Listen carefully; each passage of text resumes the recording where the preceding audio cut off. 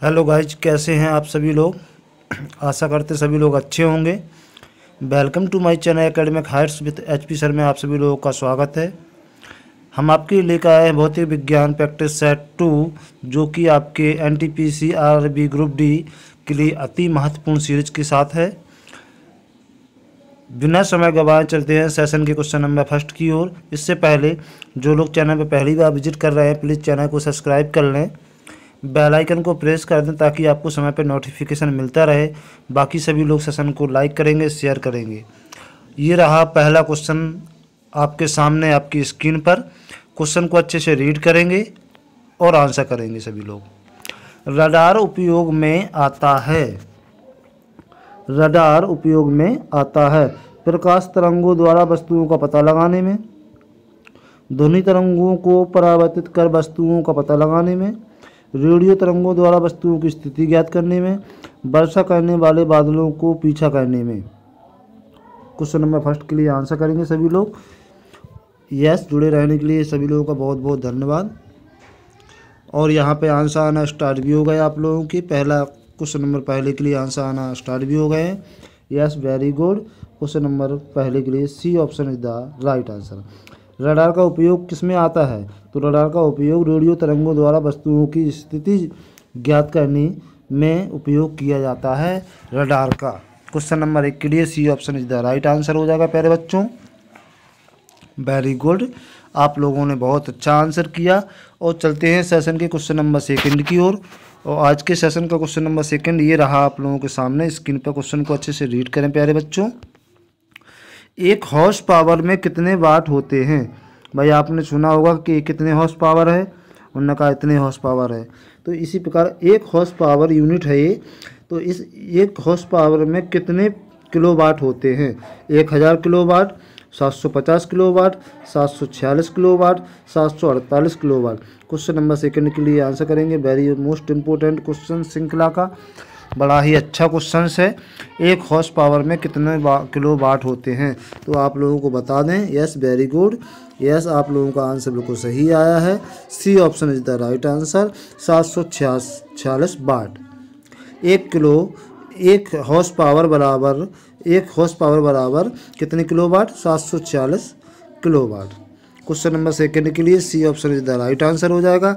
और चलते हैं सेशन के क्वेश्चन नंबर 3 की ओर। सेशन का क्वेश्चन नंबर 3 ये रहा आप लोगों के सामने। क्वेश्चन नंबर 3 को रीड करेंगे। यदि एक वस्तु एक समान गति से वृत्ताकार पथ पर गतिशील है तो कोई वस्तु है, यदि एक वस्तु एक समान गति से और वृत्ताकार पथ पर गति कर रही है तो इसका त्वरण बढ़ता है, इसका त्वरण घटता है, इसका वेग परिवर्तित होता रहता है, इसका वेग एक समान रहता है। क्वेश्चन नंबर 3 के लिए आंसर करेंगे। Yes, very good. यस, तो कोई भी वस्तु एक समान गति से एक वृत्ताकार पथ पर गतिशील रहती है तो आपको बता दें उसके वेग में परिवर्तन होता रहता है। C option is the right answer. Question number 3 के लिए C option is the right answer. इसका वेग परिवर्तित होता रहता है। चलते हैं सेशन के क्वेश्चन नंबर 4 की ओर। सेशन का क्वेश्चन नंबर 4 ये रहा आप लोगों के सामने। नकार पथ पर गतिशील वस्तु यदि एक चरण पूर्ण करने में 1 सेकंड लेती है तो इसका औसत वेग क्या है? पूर्ण करने में 1 सेकंड लेती है तो इसका औसत वेग क्या है? औसत वेग एक चरण पूरा करने में के लिए समय पर निर्भर होता है, 1 होता है। औसत वेग औसत गति के समान है, 0 होता है। क्वेश्चन नंबर 4 के लिए आंसर करेंगे प्यारे बच्चों। Question number 4।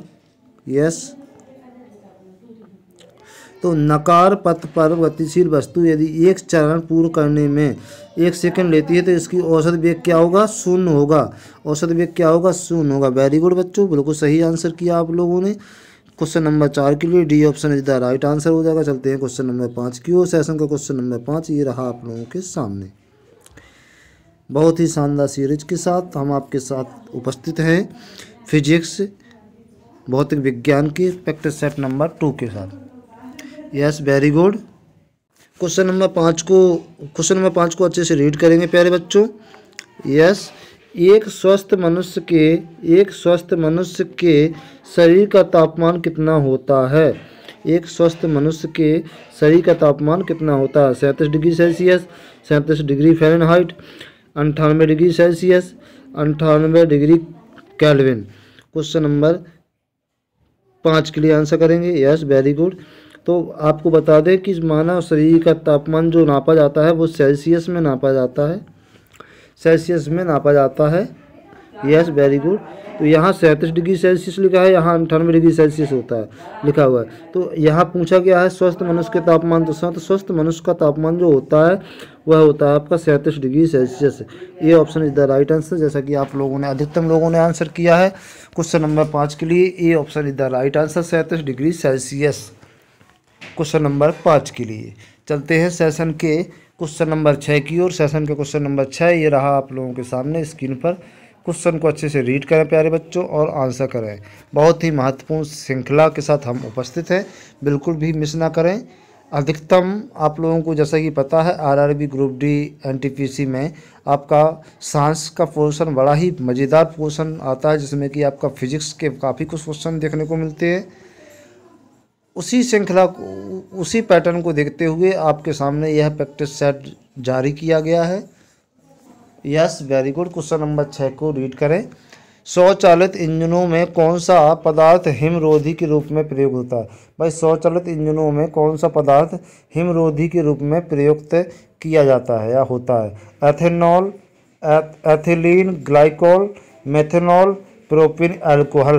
क्वेश्चन नंबर 6 के लिए आंसर करेंगे। यस, वेरी गुड, बहुत बढ़िया आंसर दिया आप लोगों ने। यहाँ पे अधिकतम लोगों के आंसर भी आ चुके हैं। हम आपको बता दें कि स्वचालित इंजनों में कौन सा पदार्थ हिमरोधी के रूप में प्रयोग होता है, तो हिमरोधी के रूप में propyl alcohol, propyl alcohol, D option is the right answer. Propyl alcohol, आप लोगों ने सामान्यतः सुना भी होगा कि अल्कोहल अगर प्योर है तो उससे आप इंजन चला सकते हैं, है ना। तो प्रोपिल अल्कोहल क्वेश्चन नंबर 6 के लिए D option is the right answer हो जाएगा। यस प्यारे बच्चों, सभी लोग सेशन को शेयर कर दें अपने मित्र बंधु सखा संबंधी सभी लोगों को। कर भला सो हो भला। Yes, very good. ये एक श्रृंखला का क्वेश्चन नंबर 7 आप लोगों के सामने है। परम शून्य तापमान क्या है? वेरी मोस्ट इम्पोर्टेंट क्वेश्चन है ये आपका, और इसको आप चाहें तो नोटपैड पर नोट करें। और सामान्यतः वैसे सभी क्वेश्चन आप लोगों को नोटपैड पर नोट करने चाहिए एक रिवीजन के हिसाब से, या नहीं भी करना चाहते हैं तो क्लास को रिवीजन भी कर सकते हैं। चलिए, परम शून्य ताप क्या है? किसी भी तापमान पैमाने का आरंभिक बिंदु। सैद्धांतिक रूप से न्यूनतम संभव तापमान, वह तापमान जिस पर सभी द्रव्य पदार्थ वाष्प हो जाते हैं। क्वेश्चन नंबर 7 के लिए यहाँ पर 3 ऑप्शन आए हैं और चौथा ऑप्शन हम लिखेंगे अगर तो उसमें लिखेंगे इनमें से कोई नहीं, नन। ये चौथा ऑप्शन हो गया। परम शून्य तापमान वैसे है क्या, तो आपको बता दें कि परम शून्य तापमान जो होता है वो होता है सैद्धांतिक रूप से न्यूनतम संभव तापमान।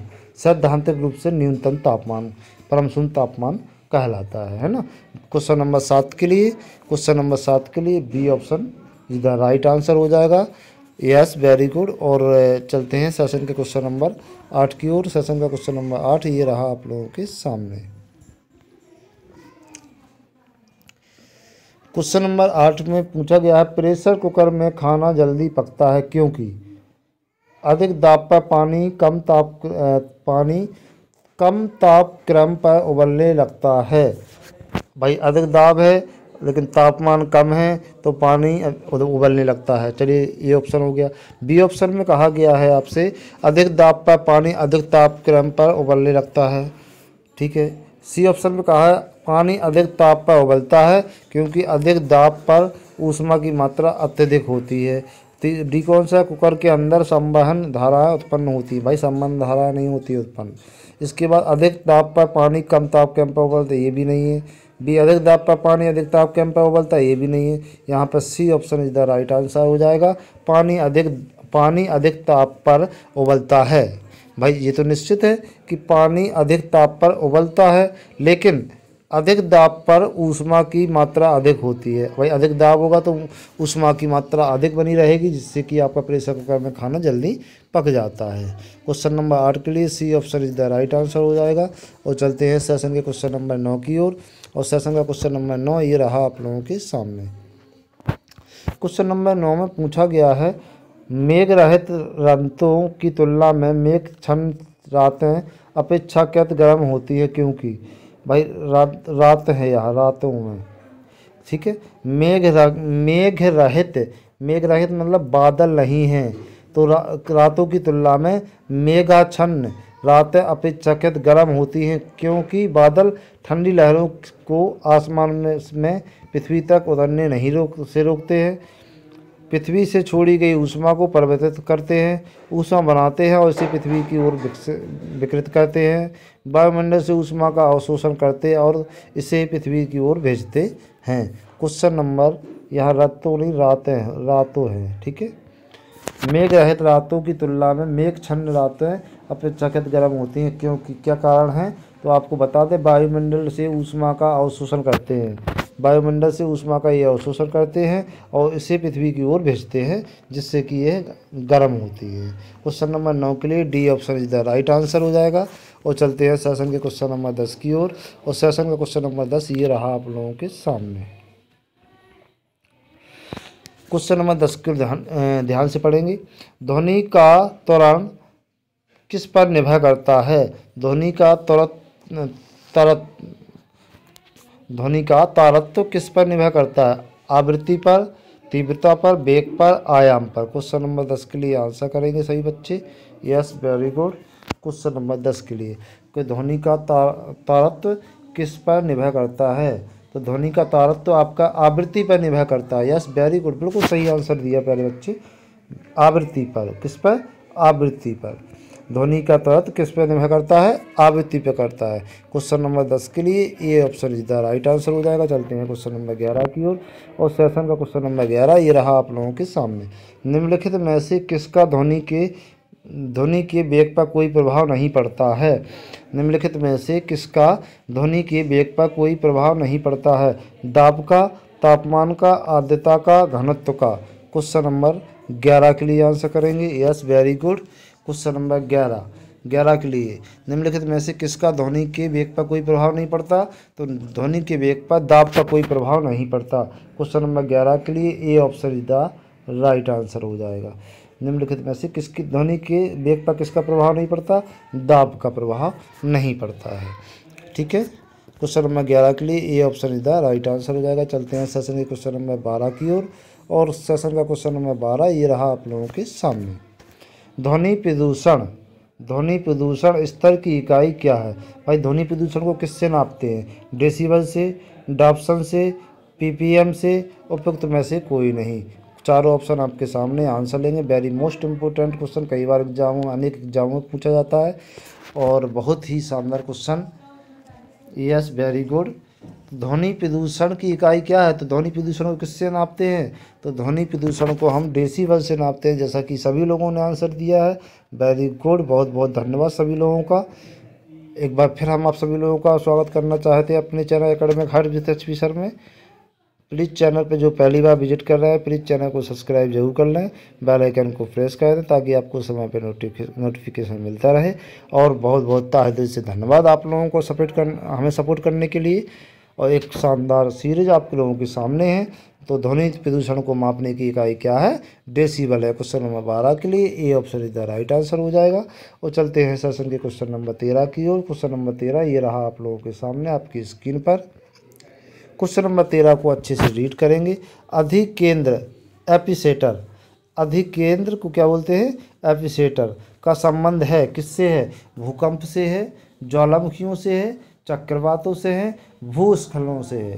क्वेश्चन नंबर 13 के लिए आंसर करेंगे। तो अब अधिकेंद्र एपिसेटर का संबंध किससे है? भूकंपों से, ज्वालामुखियों से, चक्रवातों से, भूस्खलनों से। यस, वेरी गुड, बहुत बढ़िया आंसर दिया प्यारे बच्चे। भूकंपों से। अधिकेंद्र का संबंध किससे है? भूकंपों से है। क्वेश्चन नंबर 13 के लिए क्वेश्चन नंबर 13 के लिए A option is the right answer हो जाएगा क्वेश्चन नंबर 13 के लिए। और चलते हैं सेशन के क्वेश्चन नंबर 14 की ओर। और सेशन का क्वेश्चन नंबर 14 ये रहा आप लोगों के सामने स्क्रीन पर। क्वेश्चन को अच्छे से रीड करेंगे प्यारे बच्चों और तत्पश्चात आंसर करेंगे। रेडियो तरंगों के संचरण के लिए प्रयुक्त वायुमंडल का स्तर है। भाई रेडियो तरंगें किस स्तर पर रहती हैं? भूमध्य मध्यमंडल में, क्षोभमंडल में, आयनमंडल में, समताप मंडल में। चलिए क्वेश्चन नंबर 14 के लिए और एक क्वेश्चन और हम आप लोगों को पुटअप कर रहे हैं, उसका आंसर देंगे। वायुयान कौन से मंडल में उड़ाए जाते हैं? यह क्वेश्चन बड़ा ही मोस्ट इम्पोर्टेंट है और इसका आंसर आप लोगों को कमेंट बॉक्स में हमें लिख के भेजना है कि वायुयान। क्वेश्चन को हम दोबारा से रिपीट करेंगे। कौन सा क्वेश्चन आपको भेजना है आंसर? वायुयान जो उड़ाए जाते हैं वो किस मंडल में उड़ाए जाते हैं? ठीक है, क्वेश्चन को एक बार फिर रिपीट करेंगे। वायुयान किस मंडल में उड़ाए जाते हैं? आपको क्वेश्चन का आंसर हमें कमेंट बॉक्स में लिख भेजना है। चलिए क्वेश्चन नंबर 14 में देखिए, रेडियो तरंगों के संचरण के लिए कौन सा वायुमंडल प्रयुक्त है? क्वेश्चन नंबर 14 के लिए तो आपको बता दें कि रेडियो तरंगें जो भी आपकी संचरित होती हैं वो सब आयन मंडल में संचरित होती हैं। किसमें? आयन मंडल में होती हैं। आयन मंडल में संचरित होती हैं। ठीक है, किसमें? आयन मंडल में। क्वेश्चन नंबर 14 के लिए C option is the right answer हो जाएगा। और चलते हैं क्वेश्चन नंबर 15 की ओर। क्वेश्चन नंबर 15 के लिए आंसर करेंगे। Yes, very good. पराश्रव्य तरंगों की आवृत्ति होती है। पराश्रव्य तरंगों की आवृत्ति कितनी होती है? 20 के हर्ट्ज, 20,000 के हर्ट्ज के ऊपर, 20 के हर्ट्ज के नीचे, 20 के 2 के हर्ट्ज के H2 के नीचे। क्वेश्चन नंबर 15 के लिए आंसर करेंगे। यस, क्वेश्चन नंबर 15 के लिए पराश्रव्य तरंग। यस, बता दें हम आपको और यहाँ आंसर भी आ चुका है अधिकतम लोगों का। पराश्रव्य तरंगों की आवृत्ति जो होती है 20 के हर्ट्ज के ऊपर होती है। 20 के हर्ट्ज के ऊपर होती है पराश्रव्य तरंगों की आवृत्ति। क्वेश्चन नंबर 15 के लिए A option is the right answer हो जाएगा। चलते हैं क्वेश्चन नंबर 16 की ओर। और सेशन का क्वेश्चन नंबर 16 ये रहा आप लोगों के सामने स्क्रीन पर। बोलोमीटर का प्रयोग किसे मापने के लिए किया जाता है? बोलोमीटर का उपयोग किसे मापने के लिए किया जाता है? आवृत्ति, विद्युत चुम्बकीय विकिरण, वेग, तरंग दैर्ध्य। क्वेश्चन नंबर 16 के लिए आंसर करेंगे। Yes, very good. Question number 16 के लिए B option is the right answer, विद्युत चुम्बकीय विकिरण। क्वेश्चन नंबर 16 के लिए B option is the right answer. चलते हैं क्वेश्चन नंबर 17 की ओर। और सेशन का क्वेश्चन नंबर 17 ये रहा आप लोगों के सामने। एक्सरे की खोज किसने की थी? वेरी मोस्ट इंपोर्टेंट क्वेश्चन, बड़ा ही लल्लू सा क्वेश्चन है, आप लोगों सब लोगों को पता भी है। और एक बार आंसर लिख भेजे सभी लोग। एक्सरे की खोज किसने की थी? बेकुलर ने, मैरी क्यूरी ने, रोएंटजन ने, वॉल्लू ने। क्वेश्चन नंबर 17 के लिए वेरी गुड, बहुत बढ़िया, झड़ा आंसर आ रहे हैं। और यहाँ पर 17 का C option is the right answer, Marie Curie. यहाँ ऑप्शन आपके नीचे ऊपर हुए हैं, ऑप्शन आपके नीचे ऊपर हो गए हैं। तो यहाँ आपका मैरी क्यूरी नहीं होगा, यहाँ आपका हो जाएगा Roentgen. B option is the right answer, B option is the right answer, Roentgen. Question number 17 के लिए रोएंटजन, वेरी गुड, बिल्कुल सही आंसर आप लोगों के द्वारा। एक्सरे की खोज किसने की थी? रोएंटजन ने की थी। चलते हैं सेशन के क्वेश्चन नंबर 18 की ओर। और सेशन का क्वेश्चन नंबर 18 ये रहा आप लोगों के सामने। अब सफलता आप लोगों से दूर नहीं, मात्र 30 मिनट आपकी सफलता के लिए हम वचनबद्ध हैं और बड़ी ही शानदार सीरीज के साथ उपस्थित हैं। ध्वनि ऊर्जा को विद्युत ऊर्जा में परिवर्तित किया जाता है माइक्रोफोन द्वारा, लाउडस्पीकर द्वारा, सौर सेल द्वारा, ग्रामोफोन द्वारा। बहुत ही बढ़िया क्वेश्चन है। ध्वनि ऊर्जा को विद्युत ऊर्जा में परिवर्तित किया जाता है। क्वेश्चन नंबर 18, ध्वनि ऊर्जा को विद्युत ऊर्जा में परिवर्तित किया जाता है तो किसके द्वारा किया जाता है? भाई माइक्रोफोन के द्वारा, जिसमें हम बोलेंगे, जब बोलेंगे अभी हम आपसे बोल रहे हैं ना, यहाँ हम बोल रहे हैं माइक्रोफोन के जरिए, आप सुन पा रहे हैं। ये विद्युत ऊर्जा को, ध्वनि ऊर्जा को विद्युत ऊर्जा में परिवर्तित रूप चल रहा है। ठीक है, क्वेश्चन नंबर 18 के लिए A option is the right answer हो जाएगा प्यारे बच्चों। और चलते हैं सेशन के क्वेश्चन नंबर 19 की ओर। और ये रहा 19 question. M R I machine में निम्न में से किसका प्रयोग किया जाता है? MRI बोलते हैं ना, MRI करवा लिया है ना, तो वही MRI मशीन में निम्न में से किसका प्रयोग किया जाता है? ध्वनि तरंगों का, एक्स किरणों का, परासर तरंगे, चुंबकीय तरंगे। क्वेश्चन नंबर 19 के लिए आंसर करेंगे। वेरी गुड, क्वेश्चन नंबर 19 के लिए आंसर करें सभी बच्चे। और आपको बता दें कि MRI मशीन में आपका चुंबकीय तरंगों का प्रयोग किया जाता है, चुंबकीय तरंगों का प्रयोग किया जाता है। D option is the right answer question number 19 के लिए। वेरी गुड प्यारे बच्चों। और चलते हैं सेशन के क्वेश्चन नंबर 20 की ओर। सेशन का क्वेश्चन नंबर 20 ये रहा आप लोगों के सामने। क्वेश्चन नंबर 20, क्वेश्चन नंबर 20 में लिखा है निम्नलिखित किस माध्यम से ध्वनि अपेक्षाकृत तेज चलती है? निम्नलिखित में से किस माध्यम में ध्वनि अपेक्षाकृत बहुत तेज चलती है? कार्बन डाइऑक्साइड में, लोहे की छड़ में, भाप में, जल में। किस में ध्वनि सबसे अधिक तीव्र गति से चलती है? किस में? चलिए क्वेश्चन नंबर 20 के लिए आंसर करेंगे। तो आप लोगों ने देखा होगा कि एक लोहे की छड़ लेते हैं और उसके इस सिरे पर हम इस सिरे पर वार करेंगे तो ध्वनि यहाँ तुरंत पहुँचेगी। तो लोहे की छड़ में ध्वनि अपेक्षाकृत बहुत तेज चलती है, बहुत तेज गति से चलती है। क्वेश्चन नंबर 20 के लिए B option is the right answer हो जाएगा। चलते हैं सेशन के क्वेश्चन नंबर 21 की ओर। और क्वेश्चन नंबर 21 ये रहा आप लोगों के स्क्रीन पर सामने। क्वेश्चन नंबर 21 को रीड करेंगे।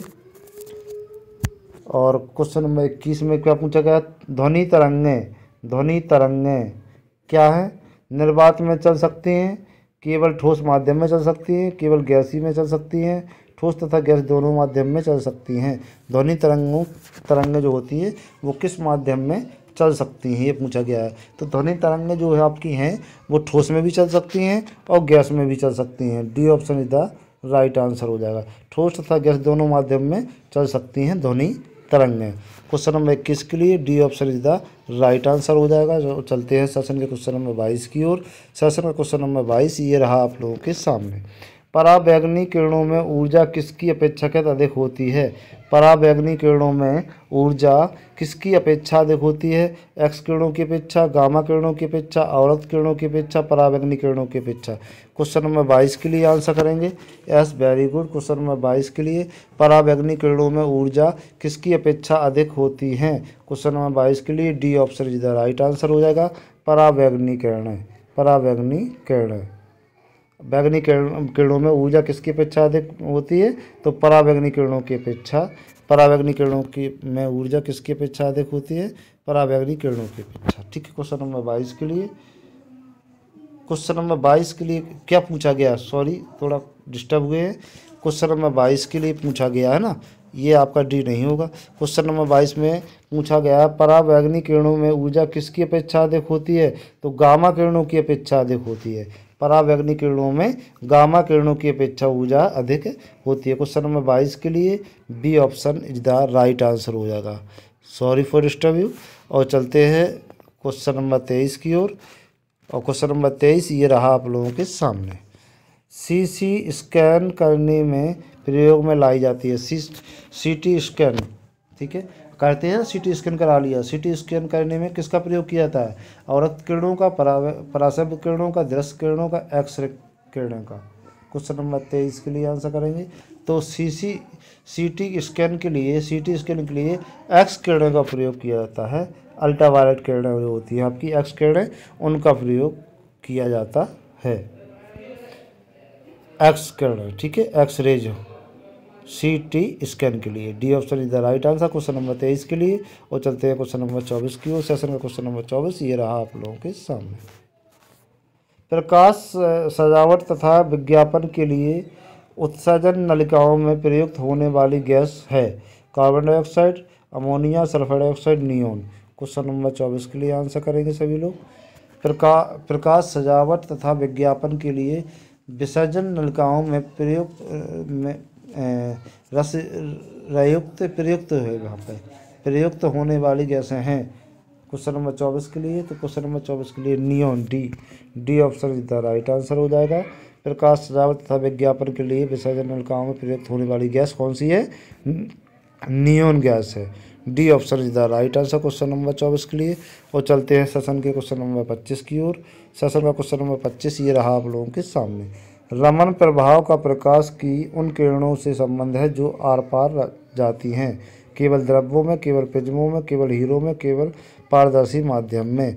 भाई रमन किरणों का प्रकाश की उन किरणों से संबंध पूछ रहे हैं जो किसके आर पार जाती है? केवल द्रव्यों में, केवल प्रिज्मों में, केवल हीरो में, या सभी पारदर्शी माध्यम में। क्वेश्चन नंबर 25 के लिए आंसर करेंगे। तो आप लोगों को बता दें कि रमन प्रभाव का प्रकाश की उन किरणों पर संबंध है जो कि आपके केवल प्रिज्मों के माध्यम से आर पार जाती हैं, प्रिज्मों में केवल आर पार जाती है। क्वेश्चन नंबर 25 के लिए B option is the right answer हो जाएगा। और चलते हैं सेशन के क्वेश्चन नंबर 26 की ओर। सेशन का क्वेश्चन नंबर 26 ये रहा आप लोगों के सामने। प्रकाश तंतु जिस सिद्धांत पर काम करता हुआ है, पूर्ण आंतरिक परिवर्तन, अपवर्तन, प्रकीर्णन, व्यक्तीकरण। क्वेश्चन नंबर 26 के लिए आंसर करेंगे। Yes, very good.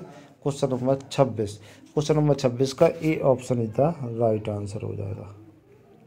पूर्ण आंतरिक परावर्तन, प्रकाश तंतु जिस सिद्धांत पर कार्य करते हैं उसे क्या बोलते हैं? पूर्ण आंतरिक परावर्तन। क्वेश्चन नंबर 26 के लिए A option is the right answer हो जाएगा। और चलते हैं क्वेश्चन नंबर 27 की ओर। सेशन का क्वेश्चन नंबर 27 ये रहा आप लोगों के सामने। प्रकाश का रंग निर्धारित होता है आयाम से, तरंगदैर्ध्य से, तीव्रता से, वेग से। क्वेश्चन नंबर 27 के लिए आंसर करेंगे सही प्यारे बच्चे। और क्वेश्चन नंबर 27 के लिए yes, very good, B option is the right answer, तरंगदैर्ध्य से।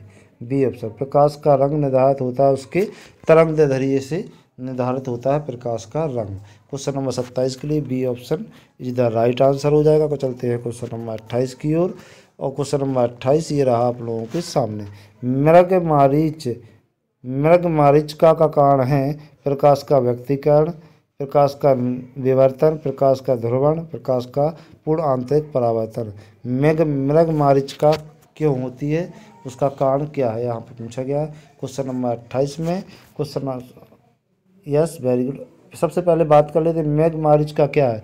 तो मेघमारीचिका का मतलब होता है भ्रमित किरणें। भ्रमित, जहाँ आप भ्रम हो जाए कि यहाँ ये चीज़ है। जैसे हम कहीं जा रहे हैं और हम राजस्थान में जा रहे हैं और अच्छी कड़ी धूप है और कड़ी धूप में हम देखते हैं दूर तक, तो हमें रेत की जगह क्या दिखाई देता है? जैसे कहीं पानी भरा हुआ हो, जबकि वहाँ पानी नहीं होता है। तो वो क्या होता है? मेघमारीचिका होती है। उसमें क्या होता है? प्रकाश का पूर्ण आंतरिक परावर्तन होता है। D option is the right answer हो जाएगा। क्वेश्चन नंबर 28 के लिए D option is the right answer. चलते हैं सेशन के क्वेश्चन नंबर 29 की ओर। और सेशन का क्वेश्चन नंबर 29 ये रहा आप लोगों के सामने। प्रकाश की गति किस माध्यम में न्यूनतम होती है? सबसे कम किस माध्यम में होती है? कांच में, निर्वात में, जल में, वायु में। क्वेश्चन नंबर 29 के लिए आंसर करेंगे कि प्रकाश की गति किस माध्यम में सबसे कम होती है या न्यूनतम होती है। तो आपको बता दें कि प्रकाश की गति किस माध्यम में न्यूनतम होती है। तो A option is the right answer, कांच में न्यूनतम होती है प्रकाश की गति। चलते हैं क्वेश्चन नंबर 30 की ओर। और सेशन का लास्ट क्वेश्चन, वायुमंडल में प्रकाश के विसरण का कारण है कार्बन डाइऑक्साइड, धूल कण, हीलियम, जल वाष्प। क्वेश्चन नंबर 30 के लिए आंसर करें प्यारे बच्चों। Yes, very good. Question number 30 के लिए, और क्वेश्चन नंबर 30 के लिए धूल कण, B option is the right answer. B option is the right answer. वायुमंडल में प्रकाश का विसरण क्या कहलाता है? धूल कण कहलाता है। क्वेश्चन नंबर 30 के लिए B option is the right answer. बहुत बहुत धन्यवाद सभी लोगों का जुड़े रहने के लिए सेशन पर। एक बार फिर हम सभी लोगों का तहे दिल से धन्यवाद करते हैं हमें सपोर्ट करने के लिए। प्लीज़ चैनल को सब्सक्राइब जरूर कर लें, बेल आइकन को प्रेस कर दें ताकि आपको ऐसी ही मज़ेदार क्लासें मिलती रहें। और यहाँ पर हमने भौतिक विज्ञान प्रैक्टिस सेट 2 कंप्लीट किया, जो कि आपके आरआरबी एनटीपीसी ग्रुप डी के लिए बड़ा ही महत्वपूर्ण है। तो फिर मिलते हैं ऐसे ही मज़ेदार वीडियो के साथ और मज़ेदार क्लास के साथ। तब तक आप लोग पढ़ते रहिए, स्वस्थ रहिए, मस्त रहिए। जय हिंद, जय Bharat. Take care, bye bye.